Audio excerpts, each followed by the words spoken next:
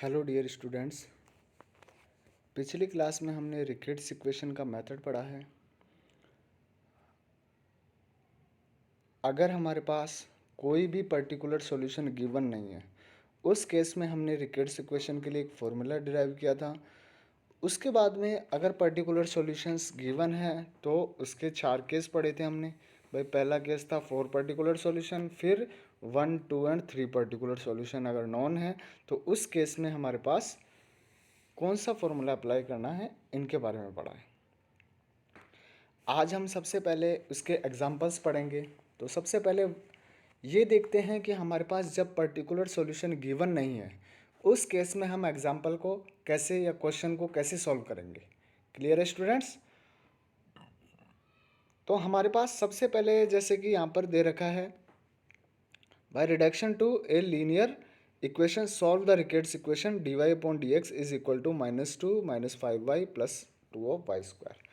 अगर हम यहाँ पर देखो, कोई पर्टिकुलर सॉल्यूशन गिवन नहीं है, रिकेट्स इक्वेशन की कंडीशन गिवन है, क्योंकि देखो रिकेट्स इक्वेशन में dy/dx प्लस का p, क्योंकि p, q एंड r किसके फंक्शन होते हैं, या तो x के फंक्शन होंगे या फिर कांस्टेंट होंगे।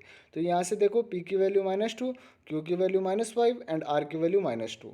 कांस्टेंट है सारे, तो कांस्टेंट भी हो सकते हैं, वेरिएबल भी हो सकते हैं। क्लियर है स्टूडेंट्स? अब देखो, अगर पर्टिकुलर सॉल्यूशन नहीं है हमारे पास गिवन, तो उस केस में हमारे पास 2 केस आते हैं उस कंडीशन में। पहला केस कि कोई पर्टिकुलर सॉल्यूशन हम खुद मान के चलते हैं जो इस इक्वेशन को सेटिस्फाई कर रहा है। दूसरा केस जब हमारे पास y is equal to u1 upon में r ऑफ u कंडीशन, जब हमें पर्टिकुलर सॉल्यूशन के अकॉर्डिंग नहीं करना है, दूसरा केस तब आता है हमारे पास। तो सबसे पहले हम सेकंड केस पढ़ेंगे कि पर्टिकुलर सॉल्यूशन अगर हमारे पास नहीं है और हम लेट नहीं करेंगे, तो हम यहाँ से सबसे पहले y is equal to -u1 upon में r ऑफ u, जहाँ पर r की वैल्यू -2 है तो u1 अपॉन में 2 ऑफ u हो जाएगा। अब देखिए इसके अंदर हम यहाँ से dy/dx की वैल्यू निकालने के बाद में इसमें पुट करेंगे, जैसे ही रिकेट्स इक्वेशन की कंडीशन में, तो हमारे पास एक डायरेक्ट फॉर्मूला हमने प्रूव किया था कि RU2 minus QR plus R1U1 plus PR² is equal to 0। आप अगर इस मेथड से, भाई यहाँ से आप वैल्यू प्रूव करके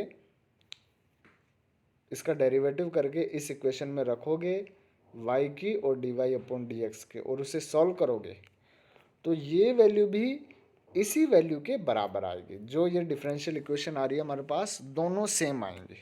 क्लियर है स्टूडेंट्स? तो हम दोनों में से कोई सा मेथड अप्लाई कर सकते हैं, मगर ये मेथड आपको कब अप्लाई करना है, अधिकतर आपको डायरेक्ट फार्मूला यूज़ करना है। क्यों?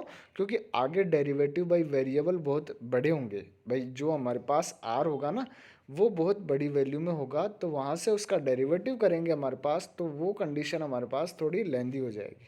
इसलिए हम डायरेक्ट यहाँ से फॉर्मूला अप्लाई करेंगे। क्लियर है स्टूडेंट्स? क्योंकि वहाँ पर हमारे पास अगर y की वैल्यू अगर 3-4 फंक्शन हो गए, तो y का डेरिवेटिव करेंगे तो बहुत बड़ी वैल्यू आएगी वहाँ पर। क्लियर है? जैसा हम आगे बताएंगे आपको। तो देखिए यहाँ पर हमारे पास हम इस कंडीशन से कर रहे हैं पहले कि y1 निकाला, तो यहाँ से 2u का स्क्वायर, 2u को एज इट इज़ रखा एंड u1 का u2, फिर u1 को एज इट इज़ रखेंगे, 2u का 2u1 हो जाएगा। सॉल्व करेंगे तो u2 upon 2u minus u1 square upon में 2 ऑफ u स्क्वायर। यहाँ पर u2 क्या है, D square u upon dx square, and u1 क्या है, du अपॉन dx। क्लियर है स्टूडेंट्स? इसको हम यहाँ पर पुट कर देंगे। भाई जो क्वेश्चन गिवन है उसके अंदर y की वैल्यू पुट कर देंगे dy/dx की। सॉल्व करेंगे तो हमारे पास ये इक्वेशन आ रही है।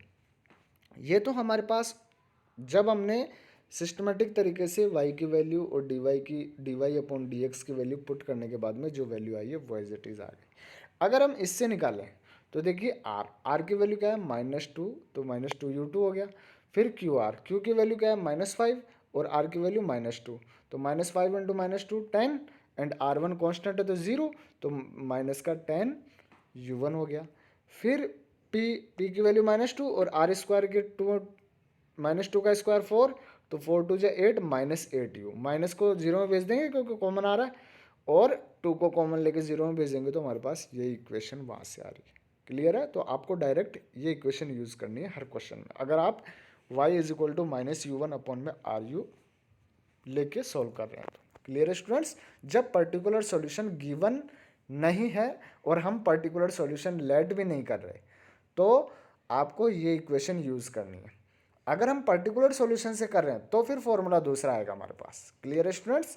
तब यहाँ पर देखिए, it is linear differential equation second order with constant coefficient. तो यहाँ से हम C F and P I से निकाल सकते हैं यहाँ पर कॉम्प्लीमेंट्री फंक्शन और पर्टिकुलर इंटीग्रेशन। तो बराबर में जीरो है तो पी आई तो जीरो होगा, और सी एफ यहाँ पर डी के पदों को एम के पदों में रख लेंगे। भाई यहाँ पर D square you upon d x square capital D square into you हो जाएगा, तो डी की जगह हम एम रखते हैं, तो यहाँ पर m square d you upon d x, तो 5 डी यू हो जाएगा, और 4u, तो u तो बाहर कॉमन आ गया, तो 5d की जगह 5m एंड 4 की जगह 4 एज इट इज़ 0। तो यहाँ से हम इसके रूट्स निकाल सकते हैं -1 और -4। तो u की वैल्यू आ गई a की पावर -x प्लस b की पावर -4x, क्योंकि CF क्या होगा भाई, कांस्टेंट इंटू e की power m1x plus constant into e की पावर m2x। भाई अलग अलग रूट्स आर डिफरेंट है, अगर both roots are different then u या और CF is equal to C1 e की power m1x plus C2 e की पावर m2x। तो यहाँ से u आ गया हमारे पास। अब देखिए इससे u1 निकाल सकते हैं, तो x के रेस्पेक्ट में डेरिवेटिव कर देंगे, और इस इक्वेशन को हम जो हमारे पास y इज इक्वल टू की कंडीशन थी जो लेट की थी उसमें पुट कर देंगे -u1 अपॉन RU। यहाँ से हम e की पावर -4x को कॉमन लेके 0 में भेज देंगे, और b से b को कैंसिल कर देंगे, और a अपॉन b को हम c मान लेंगे। तो ये हमारे पास ये इसका रिजल्ट हो गया। क्लियर है स्टूडेंट्स? अब हमारे पास सेकंड कंडीशन आती है कि जो 2012 में पूछा गया है, solve the differential equation 2x² dy upon dx is equal to x -1 y² -x² plus 2x of y। तो सबसे पहले इसको नॉर्मल फॉर्म में कन्वर्ट कर लो भाई, रिकेट्स इक्वेशन बन रही है या फिर नहीं बन रही। तो देखो dy upon dx x -1 upon 2 minus का and plus y upon x और x -1 upon 2x² into y²।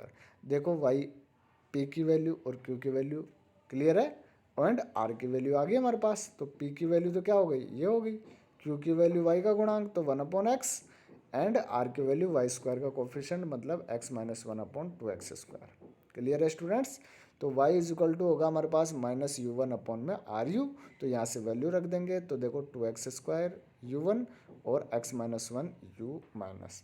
अब देखिए यहाँ से आप इसका डेरिवेटिव करोगे तो देखो दो फंक्शन और ऊपर भी दो फंक्शन, बहुत बड़ा हो जाएगा, थोड़ा लेंदी हो जाएगा क्योंकि इसका स्क्वायर भी करोगे आप। क्लियर है? तो आप डायरेक्ट इसमें फॉर्मूला यूज़ करो जो हमने प्रूव किया था कि RU2 - QR plus R1U1 plus PR² of U। तो R तो एज इट इज़, तो R तो as it is and U2 minus QR, तो Q की वैल्यू ये रही, R की वैल्यू ये रही, तो QR प्लस R1, R का डेरिवेटिव कर देंगे यहाँ से U अपॉन V से, R1 into U1 plus PR² U is equal to 0। यहाँ से देखो इसको कॉमन लेके 0 में भेज देंगे, तो यहाँ से एक डिफरेंशियल इक्वेशन आएगी, देखो सेकंड ऑर्डर डिफरेंशियल इक्वेशन, और यहाँ पर विद वेरिएबल दे रखे हैं कोफिशिएंट। क्लियर है? देखिए इसका मेथड हमारे पास कि इंडिपेंडेंट, देखिए सबसे पहले केस क्या आता है, अगर हमारे पास q की वैल्यू इवन फंक्शन है, क्लियर है, और समाकलनीय है, इंटरजिबल है, तो इस केस में हम x को किस में कन्वर्ट करते हैं, z में, इंडिपेंडेंट वेरिएबल, क्योंकि du अपॉन dx होगा तो du अपॉन dz। तो x को z में कन्वर्ट करोगे तो p किस में कन्वर्ट हो जाएगा, p1 में, q किस में कन्वर्ट हो जाएगा, q1 में, तो q1 u plus is equal to, यहाँ पर R1 होता है तो R किस में कन्वर्ट हो जाएगा, R1, और यहाँ पर एज इट इज आ जाएगा d² u upon dz² plus का p1 du upon dz plus का q1 of u is equal to R1। यही होगा, जहाँ पर p1 की वैल्यू क्या होगी हमारे पास, p1 सबसे पहले q1 निकालते हैं हम, q1 की वैल्यू क्या होगी, q upon dz upon dx का होल स्क्वायर। तो ये हमारे पास किसके अकॉर्डिंग लेट करेंगे ये भी देखेंगे। आर p1 क्या होगा, d² z upon dx² plus p dz upon dz upon dx का होल स्क्वायर। इसी प्रकार r1 क्या होगा, r अपॉन dz का होल स्क्वायर। भाई ये कहाँ से आया, ये हमने सेकेंड ईयर में कांस्टेंट कोफिशिएंट के लिए और वेरिएबल्स कोफिशिएंट के लिए सबके लिए प्रूव किया है। तो हम सेकेंड ईयर की डिफरेंशियल इक्वेशन से हम यहाँ पर इसे पुट करेंगे इस फॉर्मूले को। क्लियर है? अब देखिए यहाँ पर सबसे पहले भाई Q1 निकालते हैं, तो Q upon D Z upon d x का होल स्क्वायर। Q की वैल्यू तो हमारे पास है, but D Z upon d x हमें लेट करना पड़ेगा, और वो किसके अकॉर्डिंग लेट करते हैं, इस वैल्यू के अकॉर्डिंग। ऐसी वैल्यू लेट करो कि स्क्वायर करने पर इसके बराबर आ जाए और कटने पर कांस्टेंट वैल्यू आ जाए। क्लियर है? तो देखो x minus one upon two x, तो हम x minus one upon two x let करेंगे। क्लियर है? यहाँ से हम इसका स्क्वायर करेंगे, तो देखो d square z upon d x square निकाल लेंगे और जेड निकाल लेंगे भाई, इसका इंटीग्रेशन कर देंगे और अवकलन कर देंगे, तो हमारे पास दोनों वैल्यू आ जाएगी, क्योंकि D square z upon d x square इसमें ज़रूरत पड़ेगी। क्लियर है?